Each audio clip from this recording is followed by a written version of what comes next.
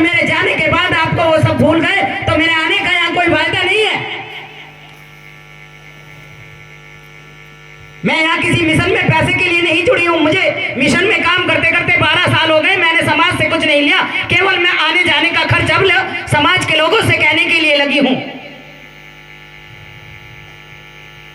लेकिन मुझे समाज का पैसा अपना एक भी घर के लिए 1 भी रुपया नहीं चाहिए, क्योंकि बाबा साहेब ने मुझे बहुत कुछ दिया है जिसके मैं लायक नहीं थी, उतना मुझे बाबा साहेब देकर गए हैं। इसलिए मेरी ड्यूटी है, मेरा फर्ज है कि बाबा साहेब का मैं थोड़ा सा ऋण उतार कर जाऊं। आज भीमा का और कल 1 जनवरी है और कल शौर्य दिवस आज पूरे भारत में मनाया जाने लगा है। बाबा साहेब से पहले इस शौर्य दिवस को कोई नहीं जानता था, कोई नहीं मानता था, लेकिन आज बाबा साहेब के मानने वाले इतने लोग हो गए हैं, इतने अनुयायी बाबा साहेब के हो गए हैं कि कल शौर्य दिवस पूरे भारत में लगभग न जाने कहां कहां मनाया जा रहा है। 1 जनवरी 1818 को, जरा ध्यान से सुनना, 1 जनवरी 1818 को महाराष्ट्र पुणे के अंदर घटना घटती है। क्या घटना घटती है? पेशवाओं का राज था। पेशवाओं ने हमारे समाज के लोगों के ऊपर, जिन्हें आप महार कहते हो, अछूत कहते हो, हमें महार कहा जाता है, महाराष्ट्र के अंदर महार कहा जाता है, इस क्षेत्र में हमें अछूत के नाम से जाना जाता था। आज हम अछूत नहीं कहे जाते। भारत के संविधान में बाबा साहेब ने हमें अनुसूचित जाति में रखा है, लेकिन भारत के संविधान से पहले हमारी पहचान अछूत के रूप में होती थी, महारों के रूप में होती थी, कुर्मी के रूप में होती थी। इस देश के अंदर अंग्रेजों का राज था। अंग्रेजों की एक कंपनी थी, ईस्ट इंडिया कंपनी। अगर कोई बच्चा हिस्ट्री पढ़ रहा हो तो उसे जरा ध्यान से देखना पढ़ना। यहां पर जब अंग्रेजों ने कंपनी बनाई तो उन्होंने ये मानकर बनाई कि यहाँ के जो गद्दार लोग हैं उनसे हम उनका रहा जानेंगे, यानी कि घर का भेदी लंका ढाए, एक कहावत आप लोगों ने सुनी होगी। वो उन लोगों से मिले जो उनकी कमजोरी उन लोगों को बता सकते थे, और उन्होंने अपने यहाँ राज का विस्तार कर दिया और यहीं पर ईस्ट इंडिया कंपनी की स्थापना की। इधर पेशवाओं ने महारों के ऊपर बहुत ज्यादा जुल्म और अत्याचार करने शुरू कर दिए। महारों पे, यानी कि हमारे समाज के लोगों पर यहां तक जुल्म किए कि उनके गले में आगे हांडी और पीछे झाड़ू बांध दी गई, उनके बदन से कपड़ा चुरा लिया गया, नग्न अवस्था उनके घर मकान उनसे सब छीन लिए गए। अगर वो रोड पर चलते थे तो उस हांडी में ही थूकना उन्हें पड़ता था। हमारे समाज की कोई महिला शादी करके आती थी तो पहले 3 रात वो किसी जमींदार या ठाकुर के यहाँ बिताती थी, फिर वो अपने घर जाती थी। इतना जीना मुश्किल उन पेशवाओं ने कर दिया था कि पशुओं से भी बदतर हमारे समाज के लोगों का जीवन हो गया। बहुत दिन हो गए इस अत्याचार को सहन करते करते ईस्ट इंडिया कंपनी ने पेशवाओं के विरुद्ध युद्ध की घोषणा की।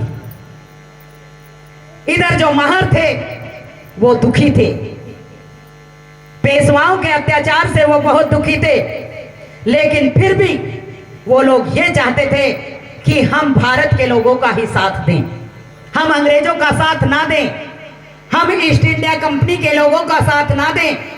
पेशवा हमारे ऊपर जुल्म करना छोड़ दें, हमें हमारे अधिकार दे दें, हमें मानव की जिंदगी जीने के लिए दे दें, तो हम पेशवाओं का साथ देंगे, क्योंकि पेशवा यहीं के हैं और अंग्रेज बाहर के हैं। लेकिन जब इस बात को लेकर वो पेशवाओं के पास जाते हैं तो पेशवा साफ मना कर देते हैं कि हे महारो, हम तुम्हें तुम्हारा कोई हक नहीं देंगे, तुम्हारा कोई अधिकार नहीं देंगे।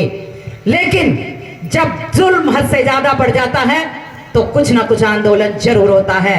महारों ने भी अपनी मीटिंग की और उन्होंने योजना तैयार की कि अगर पेशवा हमें हमारा राज शासन नहीं चलाने देंगे, हमें हमारे अधिकार नहीं देंगे, हमें मानव की मानवता नहीं देंगे, हमें मानवता की श्रेणी में नहीं रखेंगे, तो फिर हम अंग्रेजों का साथ देंगे, हम फिर पेशवाओं से टक्कर लेंगे। और इस बात को लेकर वो अंग्रेजों से मिलते हैं, ईस्ट इंडिया कंपनी के मालिकों से मिलते हैं।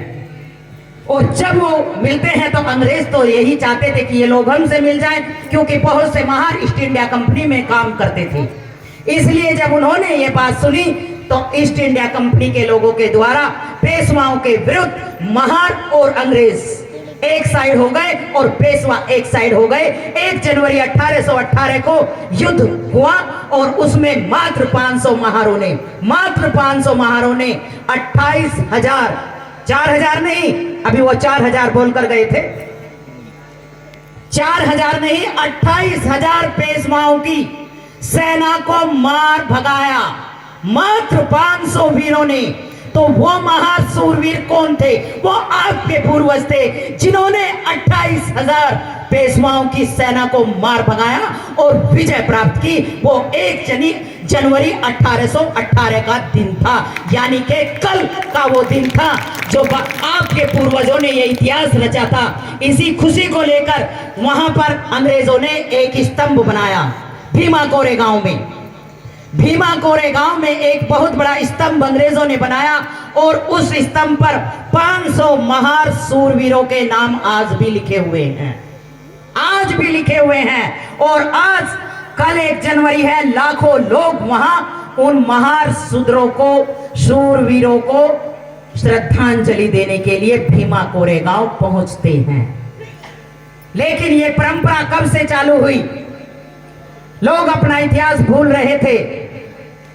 500 महारों ने पेशवाओं से युद्ध जीत लिया और उन्हें उनके अधिकार वापस मिले अंग्रेजों की कुछ मदद से। फिर बाबा साहेब डॉक्टर बी.आर. अम्बेडकर जी ने मोर्चा संभाला और हमें हमारे सम्मान और स्वाभिमान और हमारे अधिकार, बहुत अपने अधिकार उन्होंने कैसे दिलाए तुम्हें शायद इसका पता भी नहीं होगा। अपने 4 बच्चे बलिदान करके इस भारत की भूमि से लेकर लंदन तक बाबा साहेब आपके लिए दहाड़े। तब जाकर बाबा साहेब ने हमें 1932 में ही इस देश का शासक बना दिया था। लेकिन 1928 में वो शौर्य दिवस स्तंभ अंग्रेजों ने बनवाया था। 1928 में पहली बार आपके मसीहा बाबा साहेब डॉक्टर बी.आर. अम्बेडकर जी सबसे पहले उन सूरवीर महारों को श्रद्धांजलि देने के लिए उस स्तंभ पर जाते हैं।